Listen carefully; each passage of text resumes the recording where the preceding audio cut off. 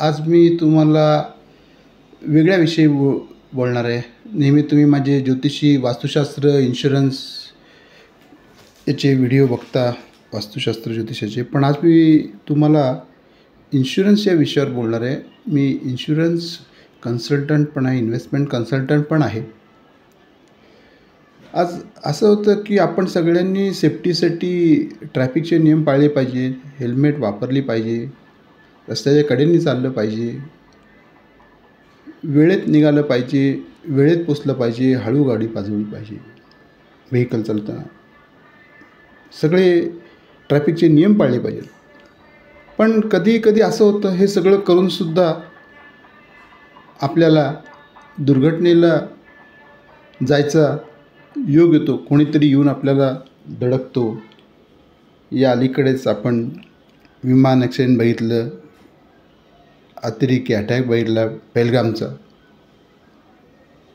मागे कोरोनासारखे आजार बघितले, रोड ॲक्सिडेंट बघितले. म्हणजे काय की कोणालाही असू दे, दुर्घटना घडायची शक्यता कोणीच नाकारू शकत नाही. मग आपल्या कुटुंबावर आणि आपल्या घरावर सगळ्यांचं प्रेम असतंच, आणि त्यासाठीच आपण दिवसभर काम करतो. उद्या समजा भगवान करो कुणाला काही होऊ नये, पण जर काही झालं तर आपल्या कुटुंबाला किमान एक चांगला आर्थिक मोठाली रक्कम तर मिळावी. मग ती किती मिळावी ती प्रत्येकाची चॉईस आहे. मी सांगायला गेलो की म्हणतात आमच्याकडे 1 पॉलिसी आहे, 2 पॉलिसी आहे, 4 पॉलिसी. अरे वाढवा ना. जसं तुम्ही प्रॉपर्टी, सोनं, नाणं या सर्व गोष्टी वाढवताना, तसं प्रॉपर्टीची पण, पॉलिसीची पण रिस्क वाढवा ना, इन्शुरन्सची. आणि त्यात सर्वात प्रथम महत्त्वाचं म्हणजे टर्म इन्शुरन्स घ्या, मग इन्व्हेस्टमेंट इन्शुरन्स घ्या, मग हेल्थ इन्शुरन्स घ्या, आणि मग शॉप इन्शुरन्स घ्या. व्हेकल इन्शुरन्स तर कंपल्सरी आहेच आहे. आणि माझ्याकडूनच घ्या किंवा माझ्याच कंपनीच्या घ्या मी असं अजिबात म्हणणार नाही. कोणाकडूनही घ्या, कुठल्याही कंपनीचा घ्या, पण नक्की घ्या. इन्शुरन्स ही काळाची गरज आहे. जसं तुमचं आधार कार्ड आहे तसा तुमचा इन्शुरन्सचा आधार आहे, तुमच्या कुटुंबाचा आधार आहे. हे विसरू नका.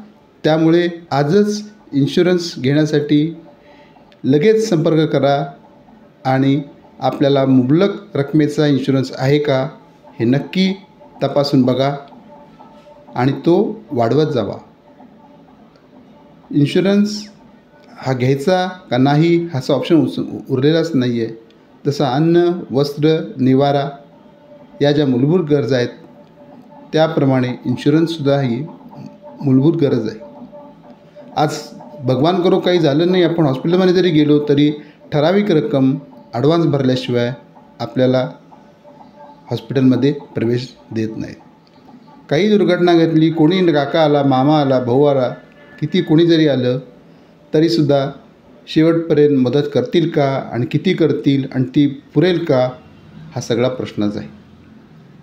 त्यामुळे प्रत्येकाने आपला इन्शुरन्स वरचेवर अपडेट करावा, वेळेत भरावा आणि वरचेवर वाढवावा. जशा तुम्ही असंख्य गोष्टी वाढवता. तुमच्या धन्यवाद. जय हिंद.